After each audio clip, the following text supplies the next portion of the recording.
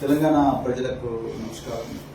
ఈరోజు నన్ను అదేవిధంగా కొడంగల్ మాజీ శాసనసభ్యులు శ్రీ పట్నం నరేందర్ రెడ్డి గారిని మిగతా బీఆర్ఎస్ నాయకులను షాబాద్లో జరిగిన అత్యంత దారుణమైన హత్యలకు సంబంధించి బాధితులను పరామర్శించుదామని వెళ్తుంటే మమ్మల్ని అరెస్ట్ చేశారు.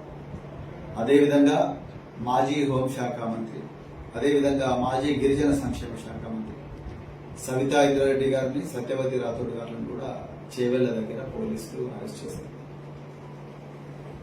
ఇలా పెద్ద ఎత్తున ప్రజలు షాబాద్ పోలీస్ స్టేషన్ ఎదురుగా ధర్నా చేస్తున్నారు, వేల సంఖ్యలో. ఇలా నేను తెలంగాణ ప్రజలకు చెప్పాలనుకున్న విషయం ఏంటంటే, తెలంగాణ రాష్ట్రం ఈ రేవంత్ రెడ్డి గారి పాలనలో ఆయన హోంశాఖ మంత్రిగా ఉండగా పోక్సో కేసులకు అడ్డాగా మారింది. ఇది ఒక మాజీ పోలీస్ అధికారిగా, ఒక తెలంగాణ బిడ్డగా ఈ మాట చెప్పాలంటేనే బాధేస్తున్నది, కానీ ఇది వాస్తవం. ఇక నిన్న రాత్రి షాబాద్లో 6 మందిని ఒక నిందితుడు, రాజ్ కుమార్ నిందితుడు అత్యంత ఘోరమైన రీతిలో చాలా కూల్గా 6 మందిని చంపడం జరిగింది. ఒక్క పోలీస్ అధికారి కూడా దీంట్లో అడ్డం పోలేదు. అసలు విషయం ఏంటయ్యా అంటే, మే 16వ తారీఖు నాడు, అంటే సరిగ్గా 55 రోజుల క్రితం మే 16వ తారీఖు నాడు ఈ నిందితుడి మీద పోక్సో కేసు రిజిస్టర్ అయింది. ఈ రోజు చనిపోయిన అమ్మాయి, వాళ్ళ అమ్మ, వాళ్ళ మామ, వాళ్ళిద్దరూ కలిసి షాబాద్ పోలీస్ స్టేషన్ లో ఒక కంప్లైంట్ ఇచ్చారు. ఈ కంప్లైంట్ ఇచ్చిన తర్వాత ఒక్కరోజు కూడా ఆ నిందితుడిని, ఆ రాజ్ కుమార్ నిందితుడిని పోలీసు వాళ్ళు పోలీస్ స్టేషన్ కు తీసుకురాలేదు. 55 రోజులు. అయ్యా రేవంత్ రెడ్డి గారు, మీరు ప్రతి చోట కూడా కోట్లాది రూపాయలు ఖర్చు చేస్తూ మీటింగులు పెడుతూ రాష్ట్రంలో తెలంగాణ తొలి ముఖ్యమంత్రి కేసీఆర్ గారిని, బీఆర్ఎస్ పార్టీ నాయకులను, ఇంకా మిగతా అందరి ప్రజలను కూడా వెటకారం చేస్తూ నిందిస్తున్నారు కదా.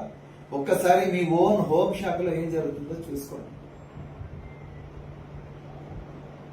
55 రోజులు ఒక నిందితుడిని మీరు అరెస్ట్ చేయకుండా ఉంటే, ఆ బాధితురాలి తల్లిదండ్రులు, ఆ బాధితురాలి ముఖ్యంగా తండ్రి, ఆ బాధితురాలి తల్లి, అదేవిధంగా వాళ్ళ మామ ఇద్దరు కలిసి పోలీస్ స్టేషన్ కు 4-5 సార్లు పోయి కూడా ఎందుకు సార్ వాడిని తీసుకురావడం లేదు, వాడు ఎట్లయినా మమ్మల్ని చంపుతాడు అని చెప్పి బాధ వెళ్ళగక్కినా కూడా మీ మనసు కరగలేదు, మీ పోలీసుల మనసు కరగలేదు.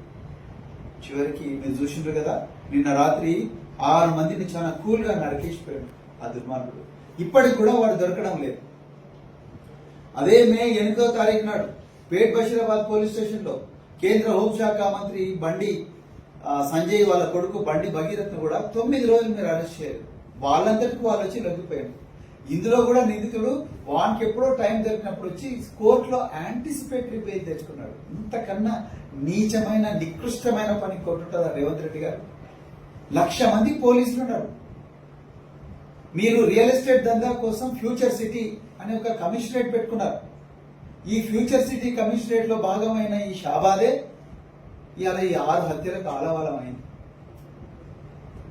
ఏ ముఖం పెట్టుకొని మీరు తెలంగాణ పేర్లకు నేను హోంశాఖ మంత్రి అని చెప్తారు రేవంత్ రెడ్డి గారు? ఇలా మేము ఏమైనా గొడవ చేయడానికి పోతున్నామా?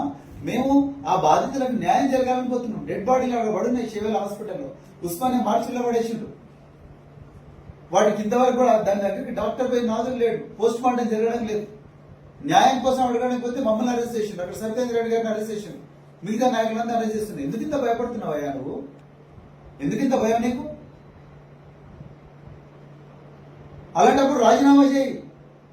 హోంశాఖ మంత్రిగా పెట్టుకొని ఇంత ఘోరంగా పోక్సో నిందితులకు బెయిల్ దొరుకుతా ఉంటే, వాడు యాంటిసిపేటరీ బెయిల్ తెచ్చుకున్నాడు, వచ్చి చంపేసిండు కూల్గా. నేను చంపుతాను బాధ్యత చెప్పి చంపిండు వాడు. ఏ యాక్షన్ తీసుకున్నారు మీరు పోలీసుల మీద? మీరు 55 రోజులు ఏం రివ్యూ చేసిండ్రు? ముఖ్యమంత్రి గారు మీ డీజీపీ ఏం రివ్యూ చేసిండు? మీ కమిషనర్ ఏం రివ్యూ చేసిండు? మీ రియల్ ఎస్టేట్ దందాలకు రక్షణ ఇవ్వడం తప్ప ఎక్కడుంది ప్రజల ప్రాణాలకు రక్షణ? తెలంగాణ ప్రజలారా, ఇది చాలా సీరియస్ వ్యవహారం. ఆ నిందితుడు ఇప్పటికి కూడా పరారీలో ఉన్నాడు. వాడు ఇంతవరకు పట్టుకోలేదు ఈ పోలీసులు. 55 రోజుల నుంచి పట్టుకోలేదు, ఇప్పుడు కూడా పట్టుకోలేదు. 6 మందిని చంపాడు వాడు. మన ప్రాణాలు మనమే కాపాడుకోవాలి మిత్రులారా.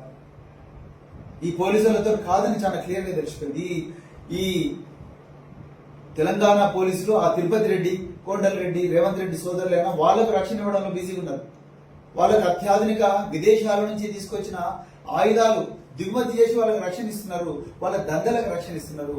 కానీ పేద ప్రజల ప్రాణాలకు, అమ్మాయిల ప్రాణాలకు, ముసలోళ్ళ ప్రాణాలకు రక్షణ లేదు ఈ రాష్ట్రంలో. తప్పకుండా దీన్ని మేము ఖండిస్తున్నాం. సత్యేంద్ర రెడ్డి గారిని వెంటనే వదిలేయాలి, సత్యవతి రాథోడ్ గారిని వదిలేయాలి, మమ్మల్ని కూడా వదిలేయాలి. మేము పోయి మమ్మల్ని షాబాద్ లో మేము ప్రజలతో కలవాలి. మమ్మల్ని వదిలేసేదాకా మేము ఇంట్లోకి బయటకు వెళ్ళాలి. జై తెలంగాణ, జై కేసీఆర్.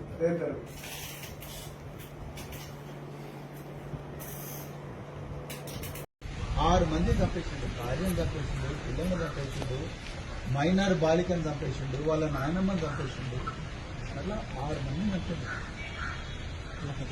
ఇక రెండో విషయం తెలంగాణ ప్రజలు తెలుసుకోవాల్సింది ఏంటంటే, ఈ నిందితుడి మీద మే 16 నాడు ఈ మైనర్ బాలిక ఫిర్యాదు చేస్తారు పోలీస్ స్టేషన్లో.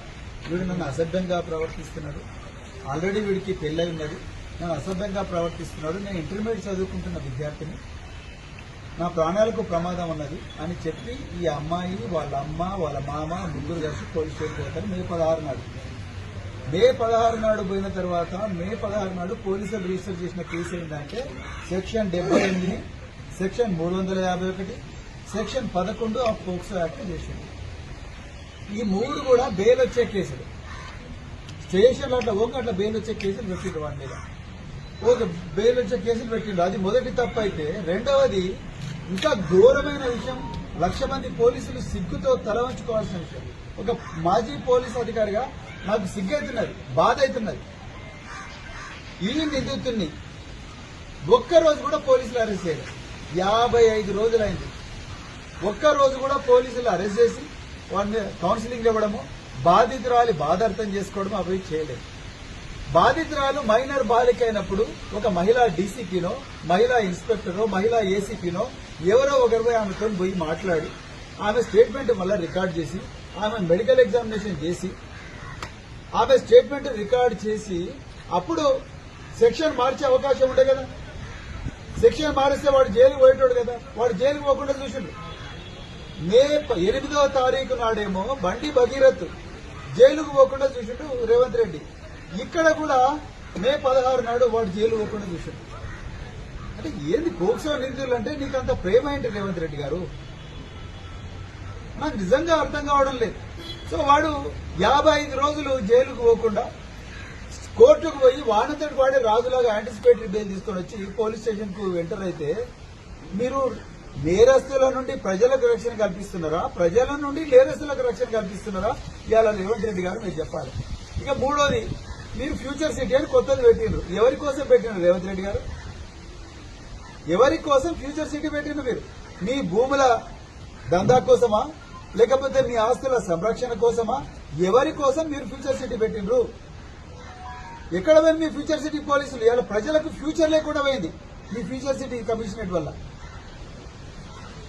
అప్పుడు కేసీఆర్ గారి టైంలో దాదాపు 40,000 మంది పోలీసులను రిక్రూట్ చేసి 10 లక్షల సీసీటీవీ కెమెరాలు పెట్టి 700 కోట్లు పెట్టి పోలీసులకు అత్యాధునిక వాహనాలన్నీ కూడా సమకూరుస్తే, కమాండ్ అండ్ కంట్రోల్ సెంటర్ కడితే, ఇవాళ పోలీస్ స్టేషన్కి వచ్చి కేసు పెట్టినా కూడా రక్షణ లేని పరిస్థితి. ఒకవైపు ఇట్లయితే ఆ మహిళ, ఒక అమ్మాయినైతే మైనర్ బాలికను సంవత్సరం పాటు అత్యాచారం చేసిన దుర్మార్గుడు ఒక కేంద్ర హోంమంత్రి కొడుకైనందుకు అతనికి బెయిల్ వచ్చినట్టు చూసిండు రేవంత్ రెడ్డి. పక్కా ఇది.